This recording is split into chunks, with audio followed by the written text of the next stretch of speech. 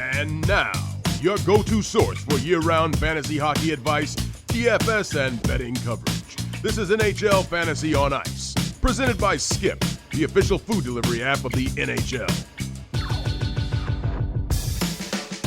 Week 5 waiver wire edition. Let's get after it. Brought to you by our good friends over at Skip. Welcome to another episode of NHL Fantasy on Ice. Nick Alberga, Jake Hahn with you. What's going on, Jake? Not much, Nick. November is here, which means it's officially not too early. So we're allowed to overreact a little bit. Obviously, this episode brought to you by Skip. Skip to the good part and get the groceries, meals, and essentials delivered right to your door on Skip. The good part right now is Alex Ovechkin, and we're going to get to that in mere moments. First, I want to break down what's coming up on today's podcast. Pete Jensen will be by to dissect this week's waiver wire list coming up. And additionally, we'll sprinkle some bets on this week's 47-game card. But it would be unjust if we didn't start with Alex Ovechkin and the Washington Capitals. This has to be, for me, the biggest story in the NHL right now. 8-3 through the first 11 games. Jake. Yeah, they got stymied a bit on Sunday against the Carolina Hurricanes, but I'm not going to fault them for that too much. That happens to a lot of teams.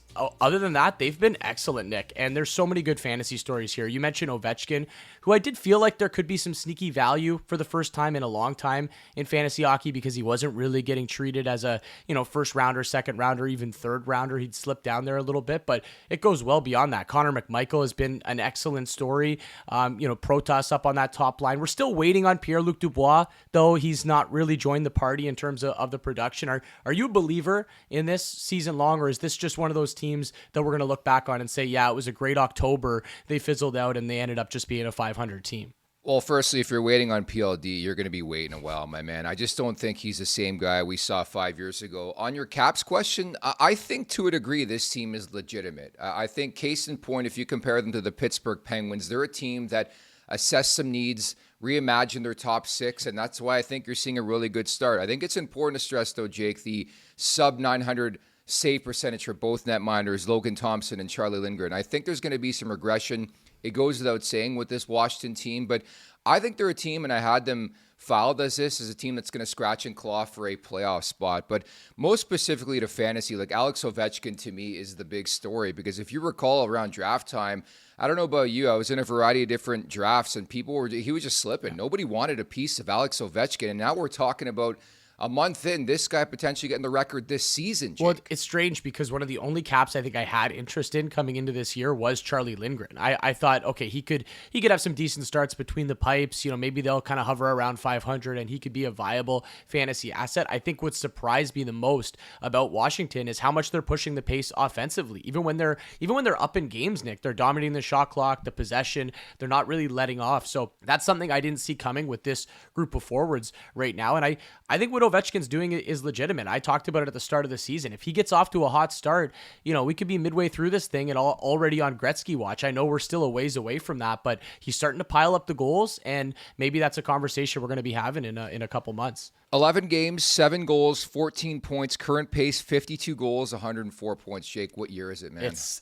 They say it's 2024, and we're eventually going to be going into 2025 here, but Ovi's playing like it's 2011? I don't know, circa 2011 Ovi. And look, I think the key here, Nick, and this is something that's been lacking in Washington the last few years, when we talked about, I don't want to say the downfall of Ovechkin, but the dip in production, obviously it's been very noticeable. The surrounding cast, he just didn't have a surrounding cast the last couple of years. Now we can argue he's at least got something decent to work with, and that's obviously going to help him be a little bit more productive, take the spotlight away from him and maybe open up a little bit more space for him to keep this up. I think it's totally legit. Does he go for 50? That's probably a bit of a stretch, but I would not be shocked to see him go for 40 plus this year. I'm in with a little sprinkle of Spencer Carberry, Jack Adams. Thank you very much. The Boston Bruins, man, this is a big weekend for this team. Back-to-back shutouts. David Pastrnak benched for the entire third period on Sunday. The betting segment's coming up later on, but I'm going to hammer Pastrnak against the Leafs on Tuesday. What happened there? The guy had 7 shots on goal. I was actually on the pass to shot prop, so I'm glad they benched him after the shot prop had already hit. I really do appreciate that from a gambling aspect, but I don't know what happened there. And look, you said it, Nick. This was a huge weekend for the Bruins. They were a hot topic late last week. Okay, what's wrong in Boston? Are they going to open up a spot in the Atlantic Division? Is this what we're going to see all year? And I looked at it and I thought, well, you've got a back-to-back this weekend with a couple winnable beatable opponents. They went out there and took care of business. So are we back on the Bruins, or is it just, okay, you beat a couple teams you should beat? Is there some value here from a fantasy perspective moving forward with the Bruins? Yeah, naturally, that's the big question. They're 6-1 through 13 games. I have to side with a team that we've seen for the last decade that suggests that this team is going to be a perennial contender in the Eastern Conference. Yeah. I just have to say it.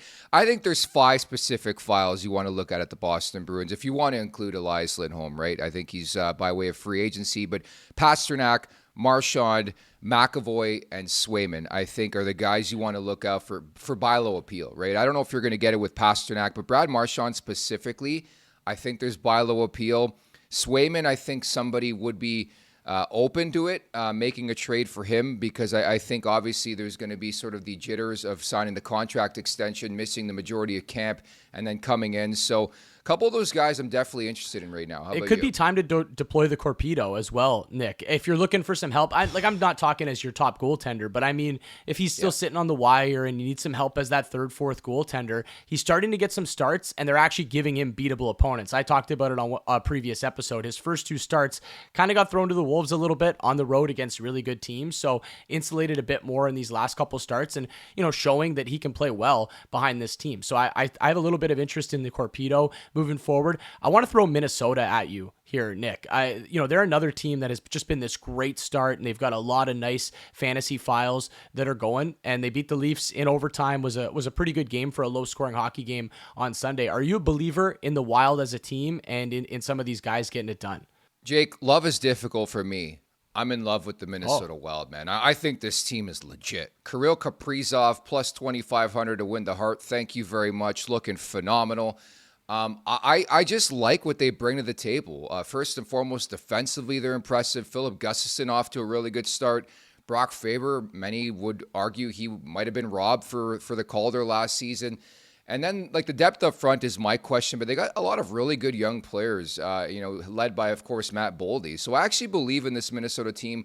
We've talked about it quite a bit in this podcast. What do the Wild do? They make the playoffs. Then when they get to the playoffs, they don't do much with it. But I think they're going to make it this year. Well, yeah, and they're going to throw a huge wrench into the Central Division if this keeps up, right? Because we know Dallas is good. Winnipeg's off to this excellent start as well. They look legitimate. We've talked about them a few times on the podcast. And I agree with you. I do think Minnesota's legit, and I think they're probably a year ahead of schedule based on what I thought. I thought next year would have been a good year for them, but hey, these they got some talented players. Faber on the back end, they're ready to compete right now. If that's the case, you got 3 teams in the Central, and then teams like Colorado and Nashville who really expected to be playoff teams, top 3 Central teams this year. So things are going to get very interesting in that division as we move forward.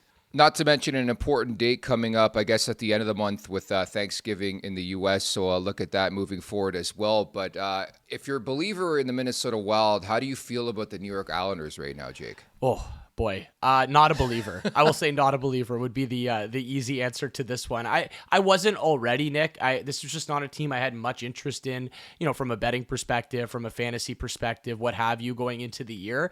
Now Matt Barzal goes down for an extended period of time. He's obviously their best offensive player. So it's not that they don't have guys that can score and, you could use on a fantasy roster. It's just not a team that's really threatening you. Even with Barzal, they just didn't have a lot of guys that can finish and put the puck in the back of the net. So I don't know if there's anybody in that lineup that jumps out to you. I do kind of like what I'm seeing from Siplikov, the rookie. He's made a couple of nice plays. I think he's a guy that, could get elevated in minutes, and maybe he's somebody we can look at from a fantasy perspective. Outside of that, I'm not buying anything that's going on the island right now. 4 to 6 weeks for Matthew Barzal, upper body injury. I think important numbers to stress: 4, 6, and 2 through 12 for the Owls. 28 goals for in 12 games, 2.33 per game. Honestly, the only fouls I want to own right now in the Islanders, Brock Nelson. I still believe in him. The consistency is there. And obviously, Ilya Sorokin. Even a guy like Noah Dobson, I just have trouble with this team because they're really, really struggling to score again. And the injuries are ramping up. Adam Pellick's out too. Well, and I like Dobson as a player, but I just think in an offense like this, it's so difficult for a defenseman to rack up points, right? You talk about the goals per game, which I think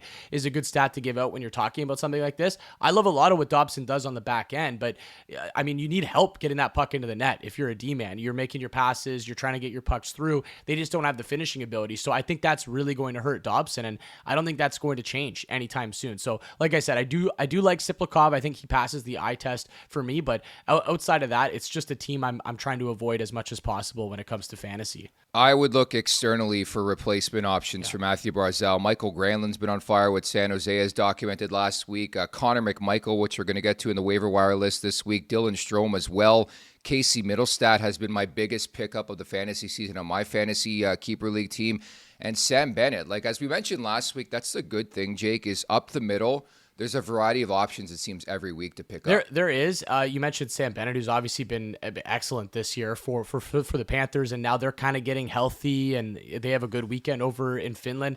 What'd you think about the Finland games and Dallas? I think in particular, the losing team in all of this. Any concern there? I know they've been relatively solid this year, but what's your take on Dallas and some of those players? Because it does feel like they spread things out so much that maybe it can hurt some of those top guys. Yeah, I tell you what, the Panthers are going to repeat again. That's what I could take from the weekend in Finland. They're a really good team again. But on Dallas, I think it's going to be a work in progress for this team. I think they're missing a couple of vets that they had last year. Jake Ottinger has been an up and down file the last couple of years. Like, are they ready to take that next step? You wonder.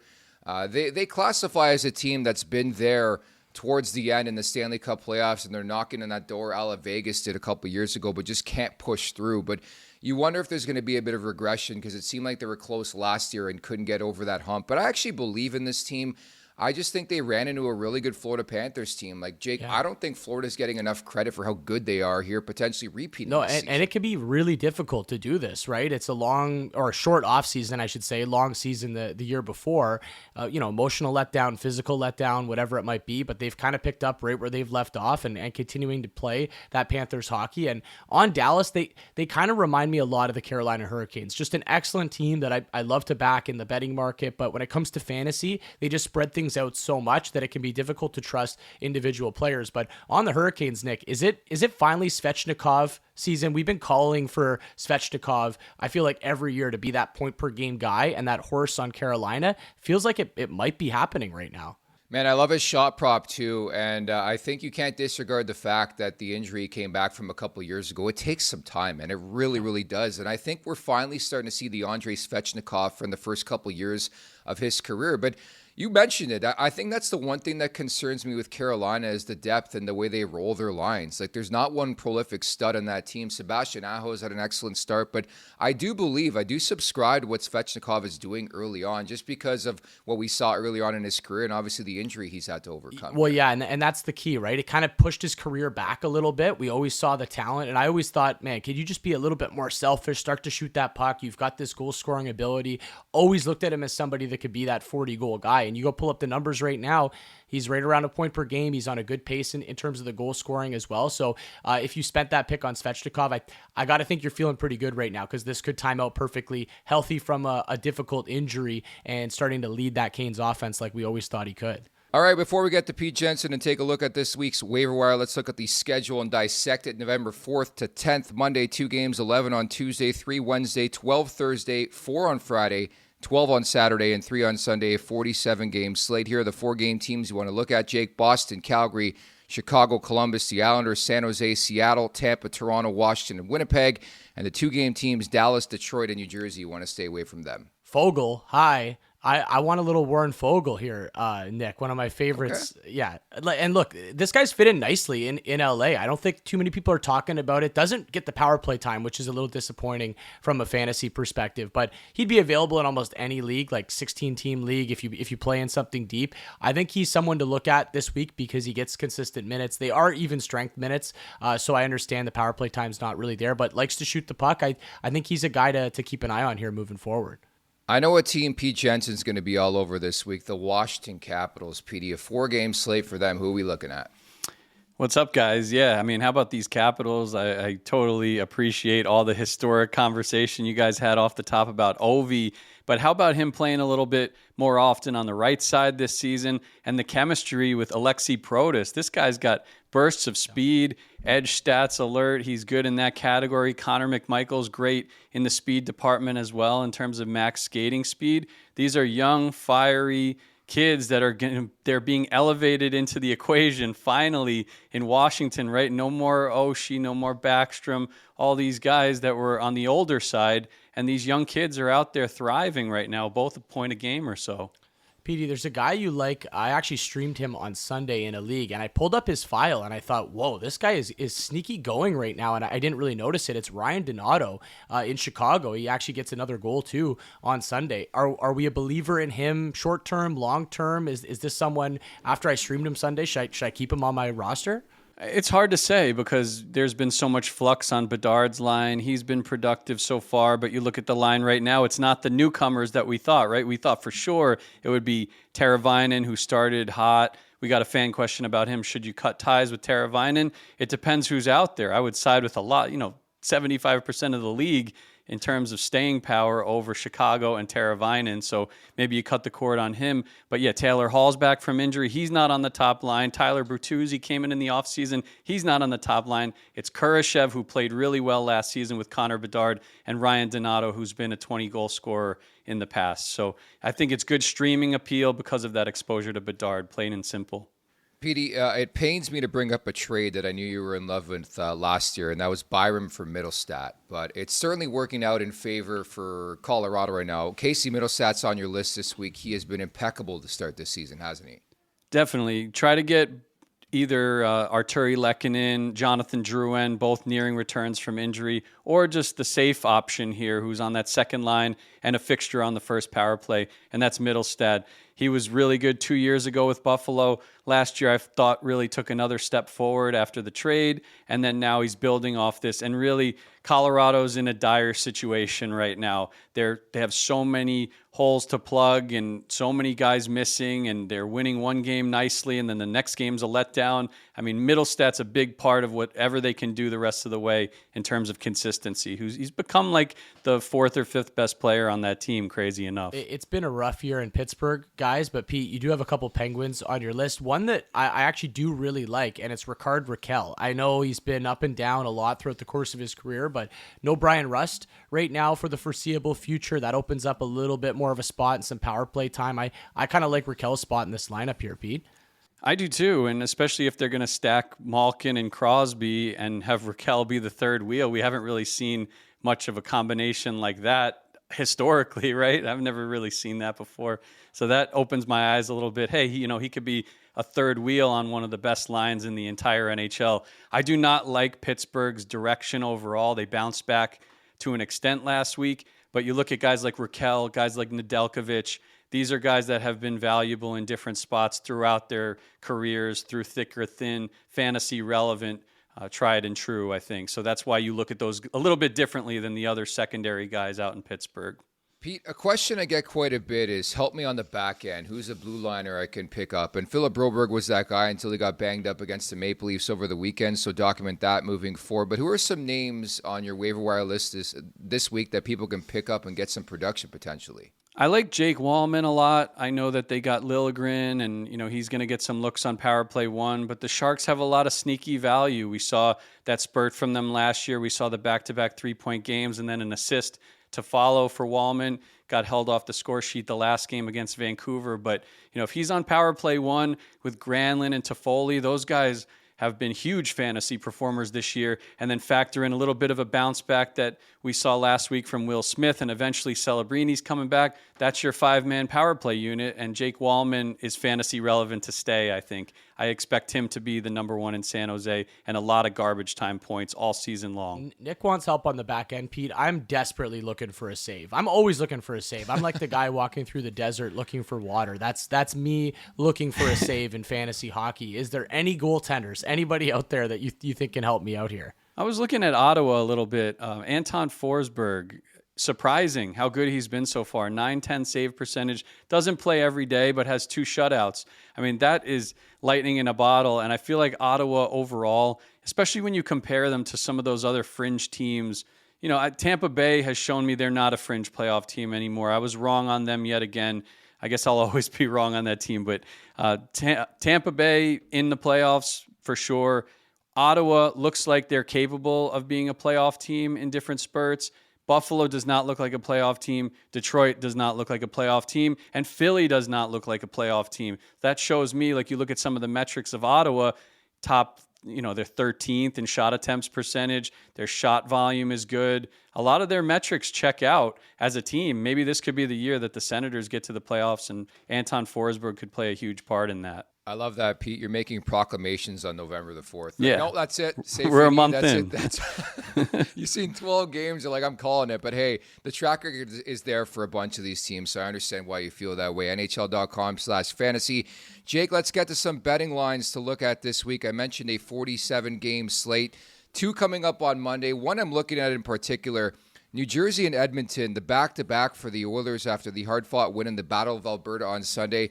Give me the Devils' money line coming off a revenge loss against Jacob Markstrom, his former team in the Calgary Flames on Friday. Yeah, assuming Cal Pickard's going to get this game for Edmonton after Stuart Skinner got the Sunday game. So, again, I don't love backing road favorites, but it's a slight favorite for New Jersey. It's pretty close to a pick 'em. I would certainly lean that way as well. In the prop market on this game, Nick, I think a guy to keep an eye on, maybe not necessarily in this game, but I think some games moving forward while McDavid is out, is Victor Arvidsson. He's finally starting to go a little bit on that top line. I'd look to the shot prop if you're getting some over 2.5s. Arvidsson's always been a guy that likes to shoot any pucks, like low danger chances, but he'll just throw it at net. I like Arvidsson. Tough against the Devils because they're a good shot suppression team, but I think moving forward over the next couple weeks, Arvidsson's a guy in the prop market I'm certainly keeping my eye on. I feel great about that because they actually streamed Victor Arvidsson for this game on Monday. They're playing Vegas coming up on Wednesday. But in addition to shaving in this beautiful mustache on Sunday night, I sprinkled a bit on Leon Draisaitl to win the Hart Trophy. Was that a good bet, Jake? He's got 3 goals, 3 assists since McDavid went down in 2 games. I mean, I'm not saying you should burn the ticket right away. You're trying to build a portfolio with these things, right? You mentioned you've got the Kaprizov as well. You get Draisaitl. You try to build a few that I think you feel like have a chance, and it is a long season, so I don't mind it. I think if McDavid was out for a longer period of time, it probably would make more sense, right? If he was missing many months and okay, Draisaitl's really going to have to carry this team all season long. I still like my guy Cooch, and I do love what Kaprizov is doing in Minnesota as well. Those are the 2 guys I'm really looking at right now.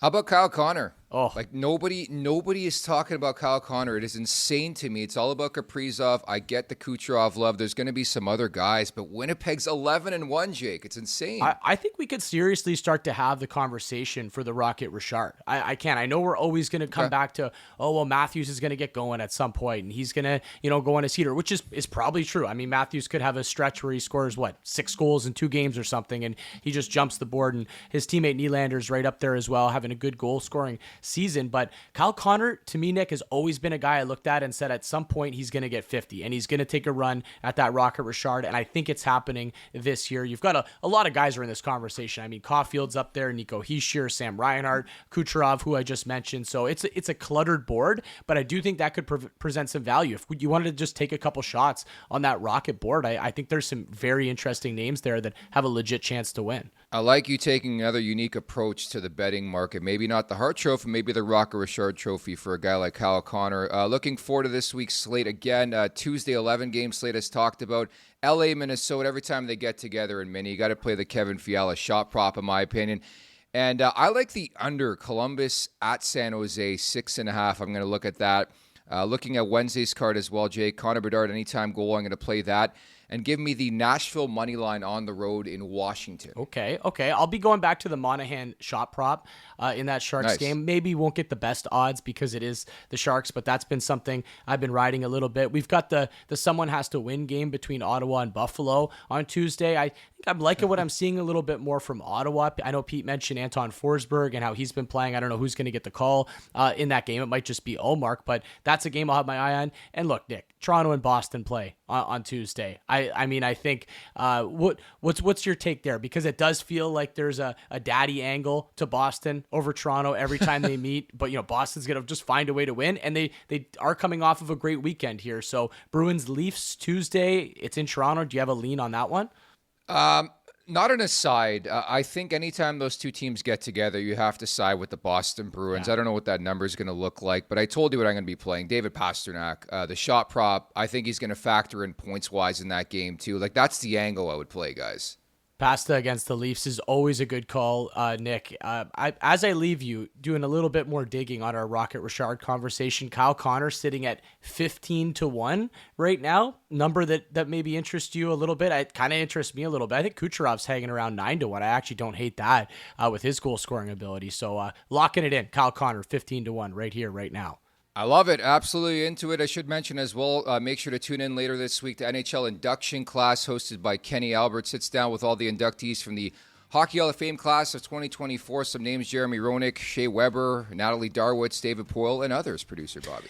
Kenny Albert did a great job with this series. It's available right now, so go run to your preferred podcast platform after you listen to this episode of NHL Fantasy on Ice. You run right over to Kenny Albert as he talks to all of the inductees. Some phenomenal conversations with, like you said, Jeremy Roenick, David Poyle, who, by the way, David Poyle, Kenny's first job in broadcasting was with the Skipjacks. He was hired by David Poyle. How about that? Poyle's got an eye for talent. Wrap it up, put a bow on it. Full circle coming up on Thursday. Don't forget as well, Week 5 mailbag edition of NHL Fantasy on Ice. Thanks to producer Bob, for Jake Hahn and Pete Jensen. I'm Nick Alberga. You've been listening to NHL Fantasy on Ice, delivered by Skip. Skip to the good part and get groceries, meals, and essentials delivered right to your door on Skip.